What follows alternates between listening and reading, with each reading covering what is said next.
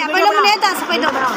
नहीं बच्चे दसो कि पढ़ा 3000 रुपया पर बच्चे की फीस अस कराइए किताबा लैके दिए अस कड़ी मां मासी आखिए नहीं पाया बड़ा सूट है सूट चंगे चीजा इन्होंने नहीं जा हम आटा दाल घर खिला लेना तो बच्चे की फीस भर देने ढिड भर ले तो खा लिया तो तुल लिया तो कर लिया तो बिल्ला का भी अग लाया लाया नहीं बच्चे करिए पहले मैंने दसो बच्चे की पूरी कितना करिए फीसा ये बड़ी सीधी ना कहता भी बच्चे प्राइवेट करना तो मैं पढ़ाई खत्म कर देना तो ना करना पढ़ाइयां हुकूमत बंद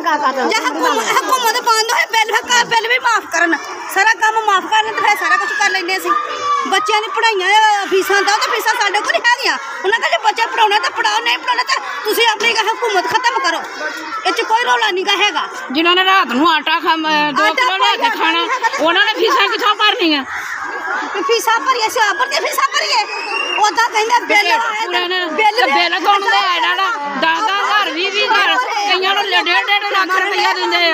हर गल्ला वांग दा तंगी कीती हुण बच्चे दे आ गया जी आ स्कूल इदां करना ये कोई तोका इन्हां दा अज मुरान खाना महंगी करदा मुरान खान फिर गंजे आउणा बहुता ही काम खराब हो गया चंगे गंजे आए बीमारी पैणे ए मामा ए कसूर ना तो तरीके आ घर वाले मामा पड़ा है नहीं ना चलो फिर लोकां ने मामा नूं कहंदे आ बाहर पहले तुसीं अपने रन्ना बाहर कढो फिर लोकां ने मामा बाहर इन्हां ने फीसां भर लईआं फिर रन्ना बाहर लोकां ने नहीं है नहीं गा मैनूं निआणे ने